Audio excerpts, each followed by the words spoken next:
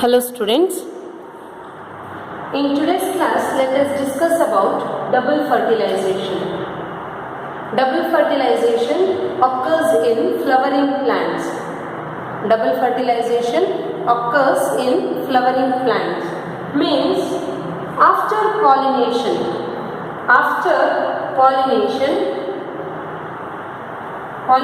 is nothing but the process of transfer of pollen grains from anther to the stigma of a flower. During pollination, the transfer of pollen grains may take place from one flower to another flower, that is called cross pollination, or transfer of pollen grains takes place from one anther of one flower to stigma of the same flower, that is called self pollination. And also the transfer of pollen grains takes place from one flower to another flower of another plant, that is also called cross pollination. After pollination or after the transfer of pollen grains, consider these are the pollen grains. From the anther, pollen grains reach to the stigma, that is by the process called pollination. By pollination, pollen grains reach to the surface of the stigma. Pollen grains. Okay, then this is the stigma,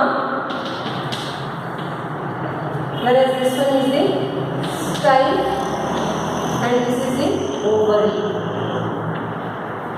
Okay, what happens during double fertilization? Pollen grains falls on the surface of the stigma. Then these pollen grains which are present on the surface of the stigma absorbs the water and nutrients from the stigma. The nutrients and the water present in this stigma region will be absorbed by the pollen grains.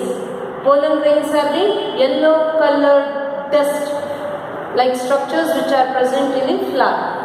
That pollen grains absorb the water and nutrients present in the stigma. After absorbing water and nutrients, this pollen grains germinates. Consider this is one of the pollen grain. This is one of the pollen grain and this is another pollen grain. By absorbing the water and nutrients from the stigma, this pollen grain germinates. Pollen grain germinates like this. This is the germinated pollen grain. This one is germinated pollen grain. The germinated pollen grain produces pollen tube. It produces long pollen tube like this. It produces long pollen tube. And that pollen tube, this is the pollen tube produced by the germinated pollen grain. Germinated pollen grain produces long pollen tube, and that pollen tube passes through the style. Pollen tube passes through the style like this. By absorbing the water and nutrients from the stigma and from different parts of the pistil, pollen tube grows. Pollen tube grows like this. And inside the ovary, already we have discussed that inside the ovary, your ovule is present. Inside the ovary, ovule is present. About the structure of ovule, you are going to study in second PU. In second PU, you are going to study about the structure of ovule.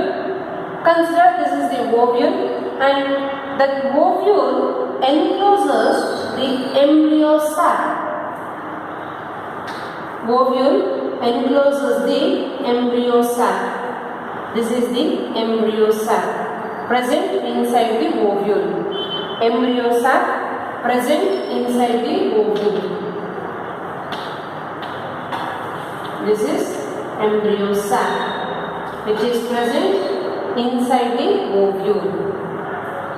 Embryo sac.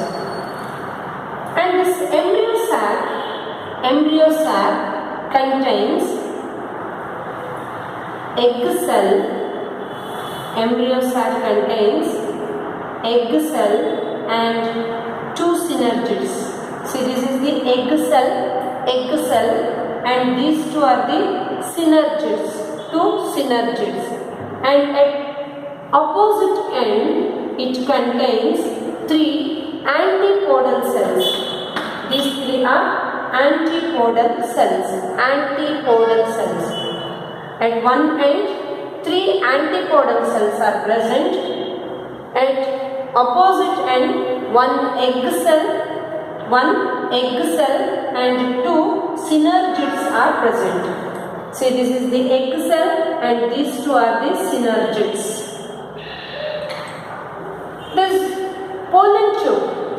This pollen tube passes through this style, then it reaches the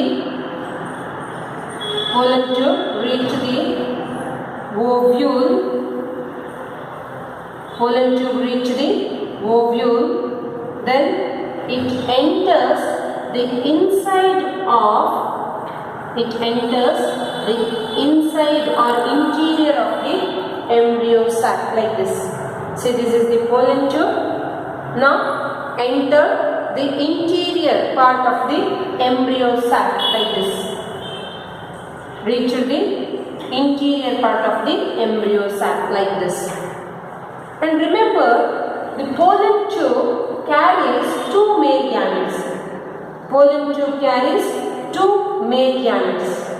This is the pollen tube and these two are the male gametes. Two male gametes are brought by the pollen tube towards the interior of the embryo sac. When the pollen tube reaches the interior of the embryo sac, it bursts open. Pollen tube bursts open and releases the two male gametes. Here, when pollen tube reaches the interior of the embryo sac, it bursts and releases two male gametes. Remember, out of two, consider this is the one male gamete. This is the one male gamete which fused with the egg cell. This is the egg. One male gamete fuses with the egg. See, this is the male gamete. This is the male gamete. And this one is the egg. One male gamete fuses with the egg.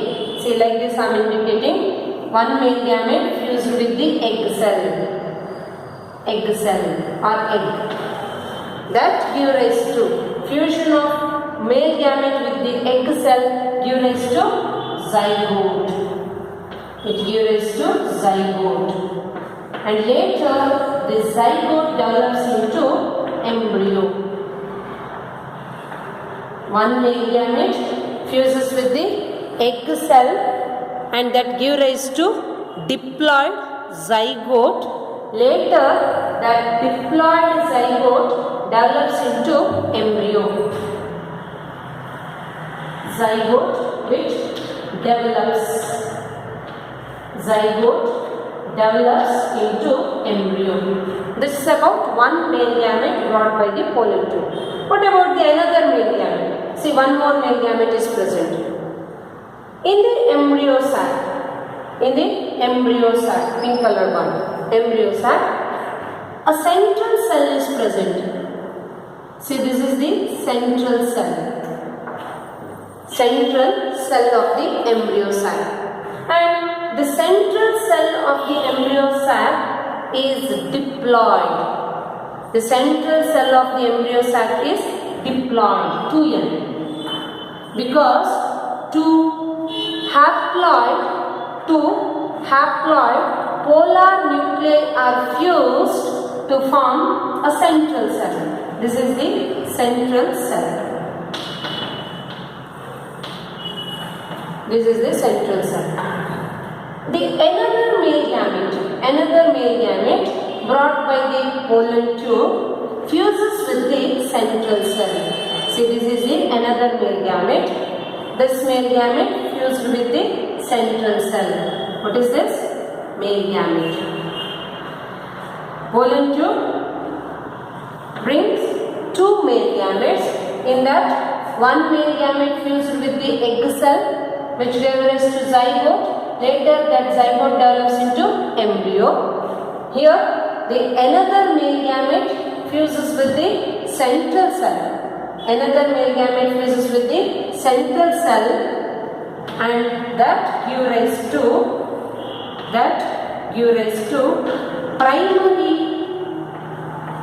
primary endosperm cell. That give rise to primary endosperm cell.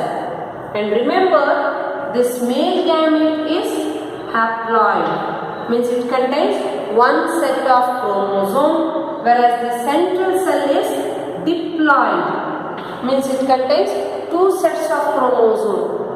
In the central cell, two polar nuclei are fused.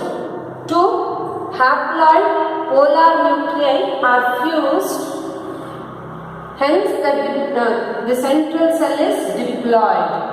So, the fusion of diploid central cell with haploid male gamete give rise to triploid primary endosperm cell. That give rise to triploid primary endosperm cell. And this nucleus is called as primary endosperm nucleus, PEN. The nucleus present inside the primary endosperm cell is the primary endosperm nucleus. Primary endosperm nucleus is present inside the primary endosperm cell, remember. And this primary endosperm nucleus is triploid. Our primary endosperm cell is triploid. Triploid means presence of three sets of chromosomes. And later, this primary endosperm cell develops into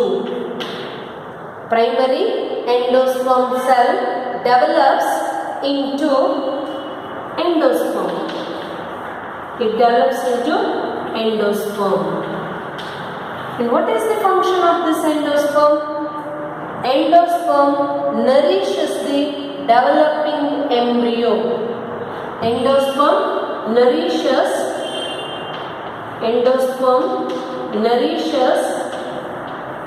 the developing embryo.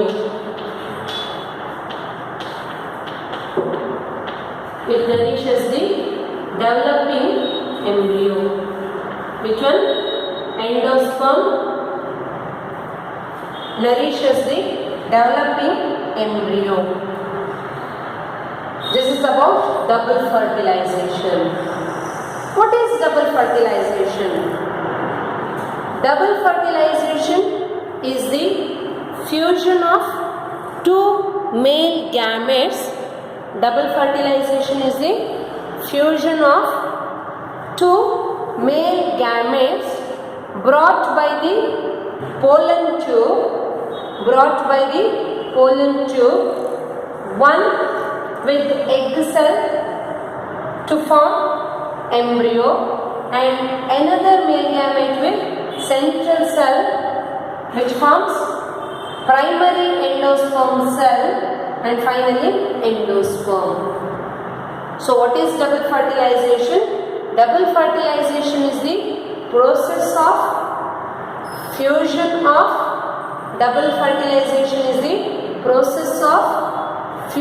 of two male gametes brought by a pollen tube brought by a pollen tube, one with the egg cell, forming the embryo, and another with the central cell forming the endosperm. This is called double fertilization. The process of fusion of two male gametes brought by the pollen tube, one with egg cell forming the embryo and another with central cell forming the endosperm, is called double fertilization. And after this double fertilization, the petals and the stamens, colored portion of the flower, and stamen, male reproductive structure, usually fall off. Petals and stamens fall off. Sepals or calyx may or may not persist. Sepals may or may not persist, whereas the petals and stamens fall off. And after this double fertilization,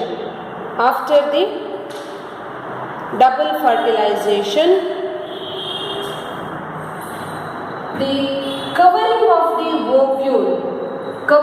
the ovule called integuments, that is called integument. After double fertilization, covering of ovule, that is called integument.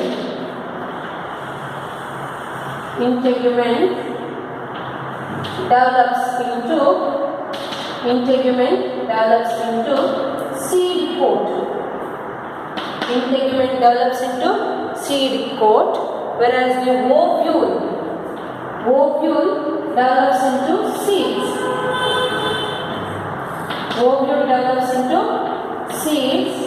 Whereas the ovary